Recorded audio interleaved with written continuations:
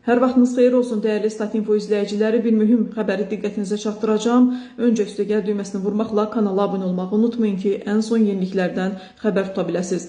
Mövzumuz Elgünün ölümüdür. 17 yaşlı Gəncədə döyülərək öldürülən Elgünün hələ də qətlinin üstü açılmayıb. Kimlər bu cinayəti törədib, bu qəddarlığı, bu vəhşiliyi kimlər edib? 15 gündür ki, Azərbaycan ictimaiyyəti Elgünün adını unutmur. Həm sosial şəbəkələr, həm media bu xəbərin arxasındadır və izləməkdə davam edir insanlar ki, nə baş verib, nəyə görə hələ də heç bir məlumatımız yoxdur.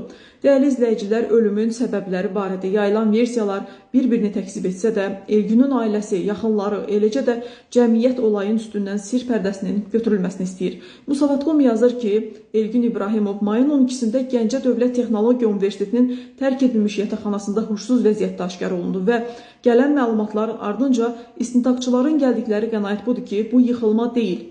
Və hələ ki onun bədəni üzərində müəyyən olunan xəsarətlərin, çapılmış, kəsilmiş yaraların, küt əzilmələrin, bir qabırğasının hansı şəraitdə sınmasının rəsmi bir izahı yoxdur. Onun meyitini müəyyən edən məhkəmə tibbi ekspertləri də qənaətlərini, rəylərini ortaya çıxarmağa, istintaqa təqdim etməyə tələsmirlər.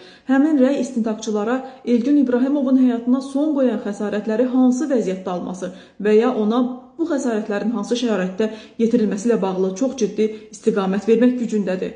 Hazırda gözlər Gəncə prokurorluğundadır. Versiyalar isə hər gün biraz daha ağır, biraz daha ağrılı olur. İntihar, döyülmə, qətl yayılmış versiyaların əsas qayəsi budur ki, bu planlaşdırılmış və izləri örtbasdır edilən bir zorakılıq cinayətidir. Mərhumun üzərindəki xəsarətlər onun ölüm səbəbinin təbii olmadığını göstərir. Cəmi bir qabırğa sınığı, göz qapağında zədə, qan izlərinin ərazidə olmaması, alın və burun nahiyəsinin zədəsiz qalması. Bütün bu detalları yüksəklikdən yıxılma ilə izah etmək mümkün deyil. Əgər Elgün 5 mərtəbəli binadan özünü atsaydı, çoxsaylı sınıqlar, kəllə-beyin travması, daxili qanaxmalar və sümük əzilmələri qaçılmaz olardı. Amma ortada belə izlər yoxdur. Əksinə küt alətlə və ya əllə vurulmuş zərbələrin səbəb olduğu izlər mövcuddur. Bu da əsas versiyanı qəsdən döyülmə və sonradan əraziyə gətirilmə ehtimalını daha da gücləndirir. Və Elgünün anası Fizzə Zeynalova acısını danışır. Oğlum intihar etməzdi, son zəngə hazırlaşırdı, rəqsə getmək istəyirdi, əhvalı da yerində idi. Özünü atan adam bu qədər plan qurmaz. Bu sözlər ananın instinkti deyil, çünki Elgünün həyatında depressiya, təhlükəli münasibət və ya intihara aparacaq psixoloji travma izləri yoxdur. Ailə məhz buna görə də onu döyüb öldürüblər deyir. Onun yarıcan halda aşkarlandığı ərazidən nə üçün heç bir qan və süpürləşmə izləri tapılmayıb? Hadisə vaxtı ətrafda olan kameralarda Elgündən başqa kimlər olub? Cinayət yerinin dəyişdirilməsi təsadüfüdürmü? Ekspertiza nəticələri nə üçün bu qədər gecikir?